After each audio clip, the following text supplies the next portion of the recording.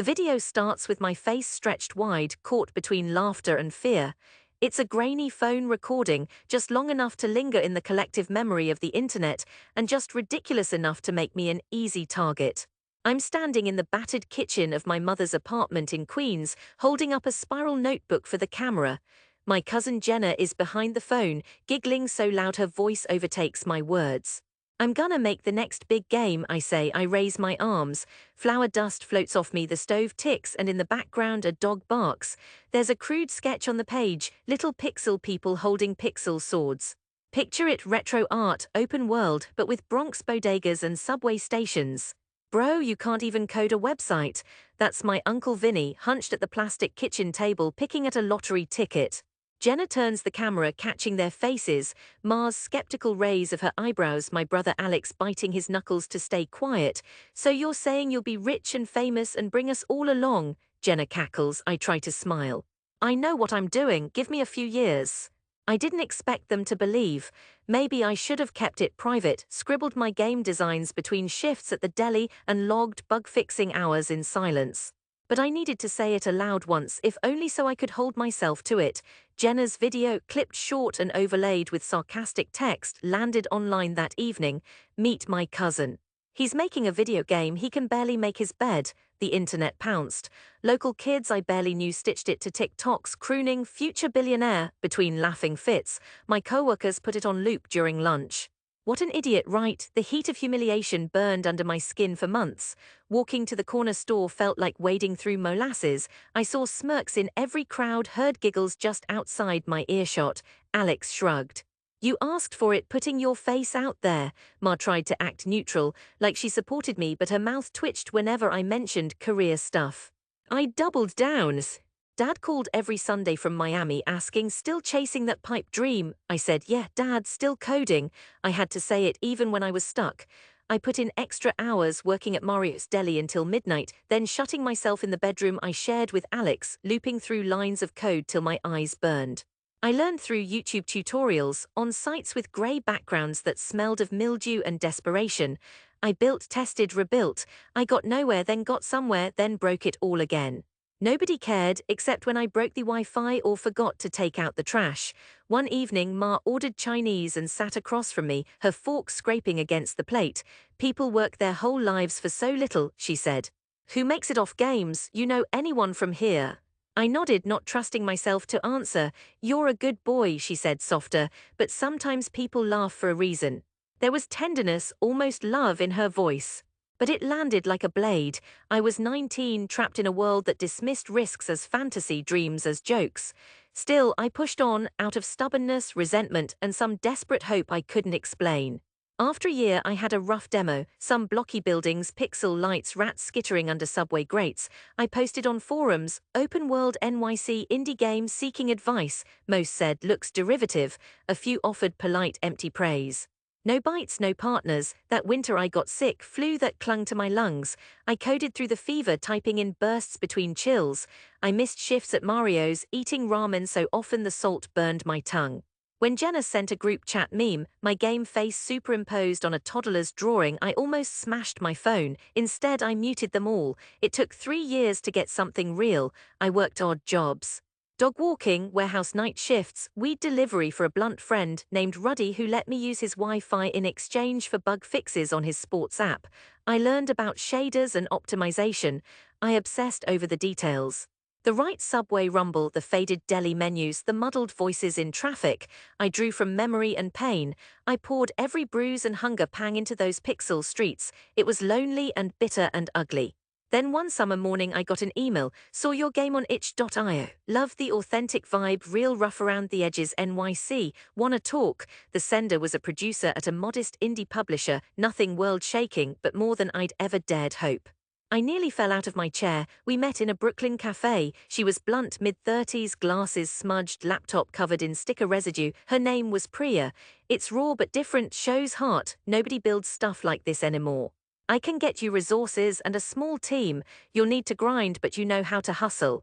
She believed in me more than I'd learned to believe in myself. I signed the contract, scared they'd realize their mistake. I started working with two artists and a sound designer who understood how the city hummed at 3 a.m. I still did QA on weekends. I still ate bodega sandwiches at my desk. But it wasn't the kitchen in Queens, not anymore. 2 years disappeared in a haze of late-night patching, playtesting, coffee stains on papers. There were setbacks, bugs as stubborn as old grudges, delays, fundraising roadblocks. But every week, another win, an online mention, a streamer playing a test build, a nostalgic email from a Brooklyn guy saying, "You really captured my street." The launch drew closer. The publisher pushed for a bigger rollout, social media campaigns. I kept my name subtle, afraid of another viral mockery, but word spread through the city's veins and outside. Reviewers called my game honest, full of loving detail. A big site said, "This is New York made pixel and perfect." Downloads spiked. Streamers wept while beating nighttime boss fights set under elevated trains. My phone blew up after the official release, pings from people I hadn't heard from in years. I barely responded, too stunned, too tired. Then Priya called, voice alive with laughter. "We got a deal. You're speaking at NY Game Expo in Manhattan. Main stage, time to show them all." My insides twisted. I thought of Ma, the old apartment, the faces caught in that kitchen. I accepted, knowing it might hurt, but wanting something even more. The expo was a blur of bright lights, banners, people shuffling along red carpeting, carrying tote bags scattered with lanyards and hope. I wore a borrowed jacket. As I stepped onto the main stage, I scanned the crowd. Rows of faces, some familiar, many not. I breathed slow, let the city's electricity fill me.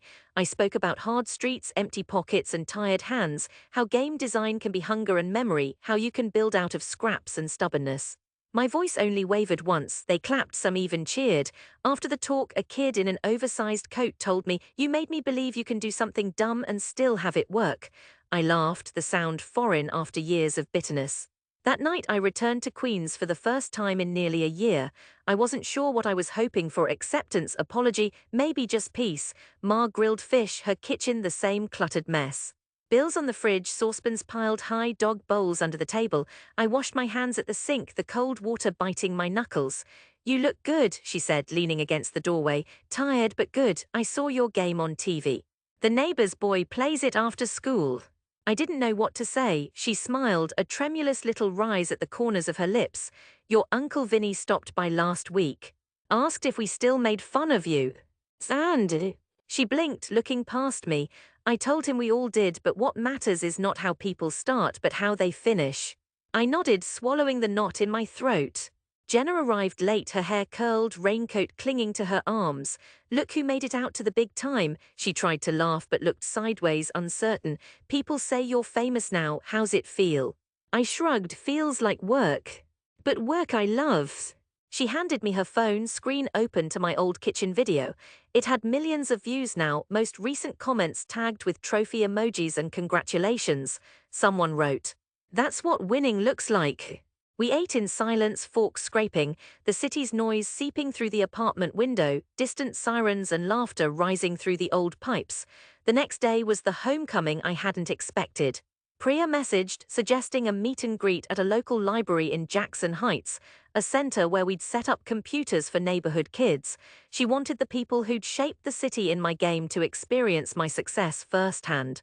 I hesitated but agreed. We set up an event, from Queens to consoles, a neat row of desktops in a community room that stank faintly of old books and Lysol. My game pulsed on the monitors, familiar streets, pixel sunsets, trains looping across midnight blue sky. Priya brought a giant cake shaped like the city. It was raining. The first arrivals were strangers. Students, old guys with Yankees caps, a woman pushing a stroller. Then familiar voices. Uncle Vinny swaggered in, feigning indifference, but his eyes darted to the screens. Jenna bounced beside him, FaceTiming the moment. Alex, bigger and more confident than the kid who once watched me get ridiculed, handed out free download codes with pride. The local news showed up, eager for a New York redemption story. I flinched, remembering that old Humiliation, but Priya nudged me forward. A reporter called me the pride of Queens. Jenna giggled, whispering, "Can you believe this?" But the most powerful moment came when kids from our building sat down, hands trembling over the keyboards, navigating those pixel streets I'd rendered from memory and longing. They recognized corners, "Hey, that's my block," and called out to their mothers, "Ma, look, it's like real life." Vinny wandered to a screen, trying to pretend he knew how to play. So you made all this, his voice was hoarse, uncertain. With a little help, I answered, heart hammering. He shook his head, mouth twitching into a half grin. Guess you did okay for yourself. Ma arrived, umbrella closed, shoes soaked. She stayed at the door, watching. I pulled her into the room's warmth. She looked at the monitors, blinking rapidly. I remember those buildings, she murmured. You even got the graffiti right. I nodded, terrified and proud. You always said if something's worth doing. She squeezed my hand. Do it right, her voice broke. The skepticism melted, slow and unsteady, a glacier warming under city lights. We cut the cake, laughter echoing off linoleum floors, the sweetness mixing with tears and relief. Comments from the first viral video were projected on a library wall now, the tone changed, admiration replacing mockery. As the day faded, I stepped outside. Rain washed the streets clean. I walked down the block past old shops and faded awnings, past memories of jeers and doubts. The city shimmered. My phone buzzed, another message, another kid saying my game gave him hope. I looked up at the city skyline, feeling the ache and joy in equal measure, tenderness for all I'd endured, steel for what I'd built in spite of it.